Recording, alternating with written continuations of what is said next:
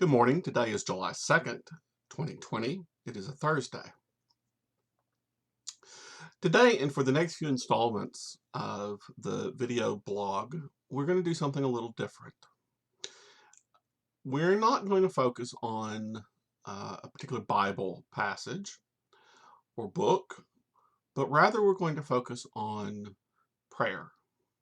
Now, this prayer is going to be maybe a little different than how you are used to talking about it.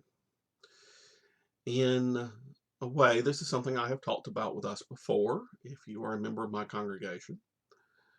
It is something that we try to practice, at least in part, in our worship services. But this is something that, honestly, I feel like I need right now. And I also think that a lot of other people need it right now. Technically, what we're going to be working on is called contemplative prayer. But you can think about it this way. We're going to try to develop not the content so much at first, but rather the attitude of prayer. We are going to treat prayer like the goal. Something that, yes, we can do just as much as most average people can run. It doesn't mean all of them are ready to compete. We are going to work on basics of living a life of prayer, of not simply going to God and listing requests, or even going to God and listing praises, but engaging with God in a deeper, more meaningful way, I hope. Now, there are lots of books, and I'm kind of following one, and I'm not going to share with you right yet what that one is. I'm going to wait, maybe compile a reading list a little later on. But right now, I don't want you to be distracted by that. I want you just to focus on the basic things we're talking about in these videos. Now, I am going to read a passage of scripture today that I hope illustrates a little bit about what I want to talk about.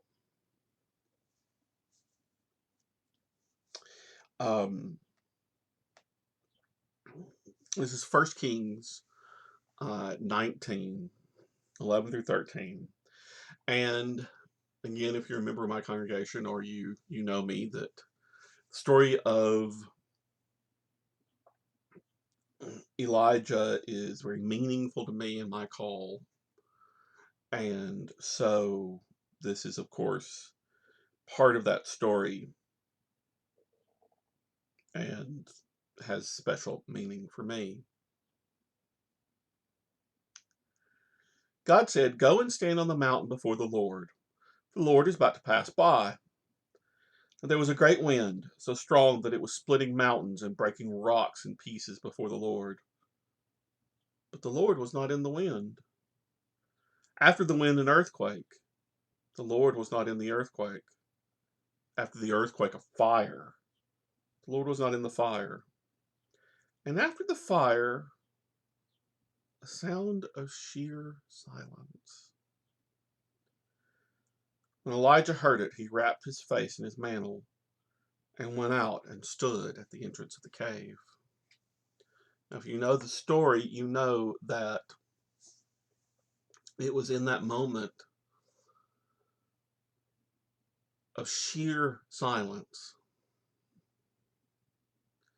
that Elijah was able to meet with God. Yeah, sometimes God speaks in the roaring of wind and the rush of flames and in earthquakes and thunder and lightning. But most often he speaks in a quiet voice. And, like Elijah, if we are to hear that voice, we need to come to a place of silence ourselves. Now, as we'll talk about in a minute, part of that is physical silence. But I'm going to tell you, my problem is not physical silence. My problem is mental silence. The rush of so many thoughts. Some trivial, some profound, some inconsequential, some life-altering. But all of those thoughts really are centered on me, in a way. They're all about how I interact with them. What am I going to do about it?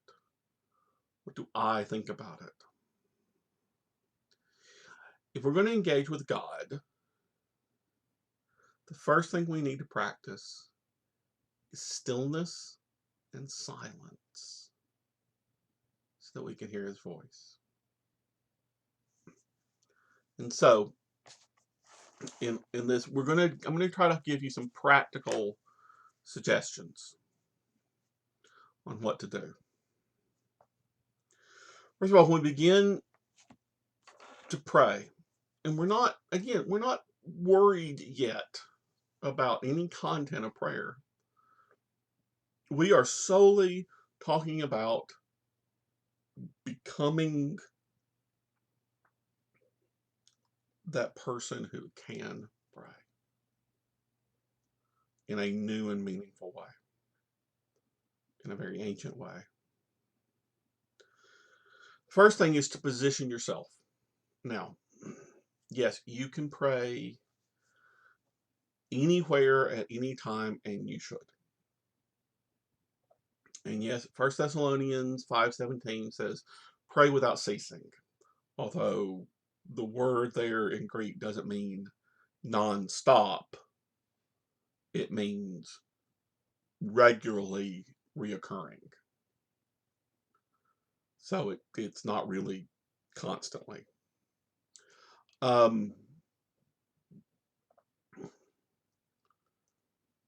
But for this, I'm going to ask you to maybe do something that you're already doing. But think about where you put yourself and how. You want to find a position that is conducive to your personal silence. Now, it might mean that for your mental personal silence, you need background music. Something gentle, not something that's going to distract you or engage you, the words or the melody or whatever, but just something that covers the noise in your brain. It might mean physical silence.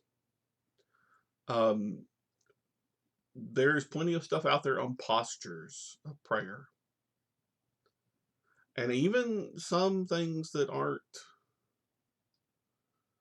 at all Christian can be useful in this regard of body positions, yoga, things like that.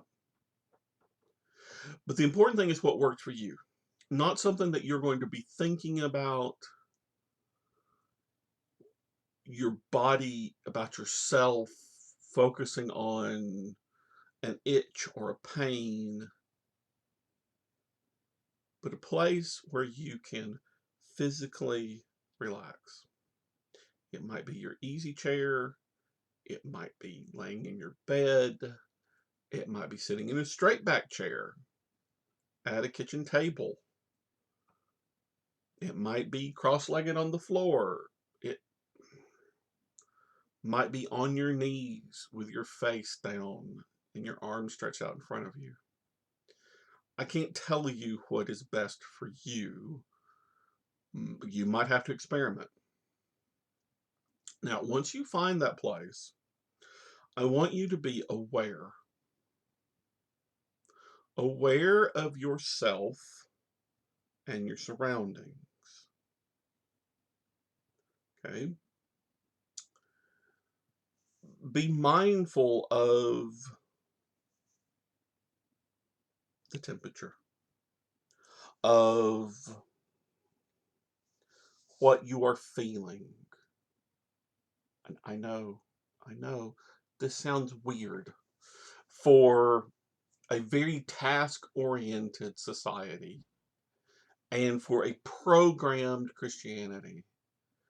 But our goal here is to break away from what we've done before to find something new. To be able to renew our relationship with God by trying something different. So, be aware of your surroundings. Be aware of yourself. And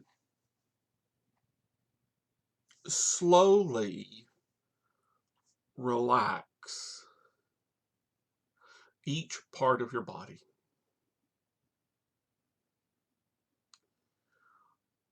Start with with your neck, with your head. Be aware of it.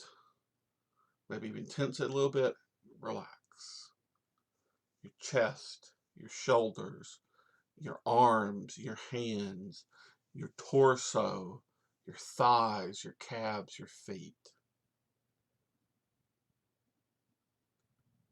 Just think about it as a wave rolling through your body, pushing out.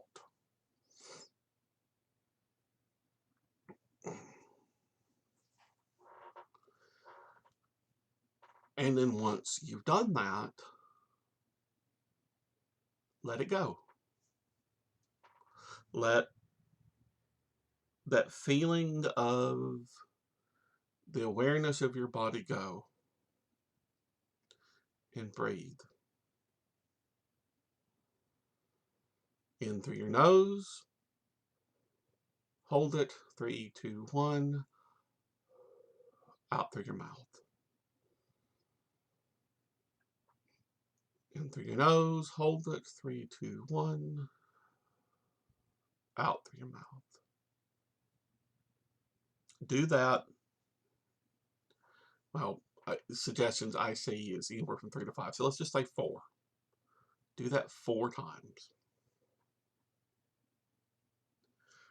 And for right now, just do that.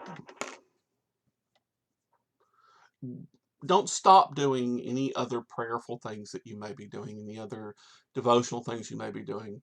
Add this to it for now. You may say, I don't understand. That's not praying. It's not, it's not what we want to do. I mean, I understand that. But think about it as, again, anyone learning a sport, we're learning basics. This is the first day of class. You're holding onto the side of the pool and kicking. You're not swimming. You're not getting anywhere. You're learning to kick. And that's all I'm asking for you to do. Okay? Now, I'm also, on top of that, going to ask you to do one other thing. Well, okay, more than one other thing. I want you to make a plan to relax on a regular basis once a week. The Bible has a very strong principle of this, and it's called the Sabbath. It is the inherent need from the very first chapter of the book that human beings and the created world need rest. And many of you may be retired, and you're like, well, I don't, I rest.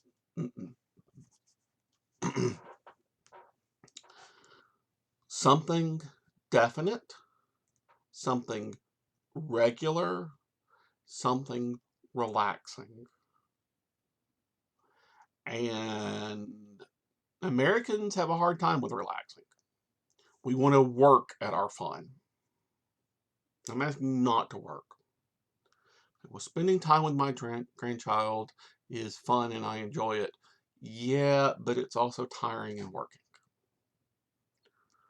Find half an hour to just relax in the week. Not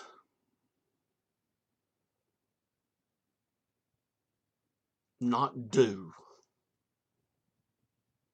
or be done to, but just to let go. And then I'm also going to ask that you do once a week for now, but be thinking about it as a more regular thing. Plan on doing nothing. Not creating a grocery list, not organizing your spice cabinet, not knitting or crocheting,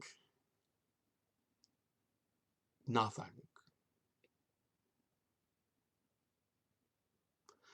And in the nothing, all you're doing is practicing your awareness of yourself and the world around you. You are not in the past thinking about the past. You are not in the future thinking about the future. You are in the moment doing nothing. You say, what do these weird things have to do with praying? Because it is becoming comfortable with these practices that is going to enable us to make that deeper connection. It is going to help us still our minds, quiet ourselves, to not be so eaten up with the cares of this world, but to be ready to receive God's Spirit. And that's my prayer for you. If you have questions about this, do reach out to me. Okay? Anybody who might come across this has a way to do that. So, be still, be silent, and listen. And we'll talk more about this tomorrow. Until then, God bless you.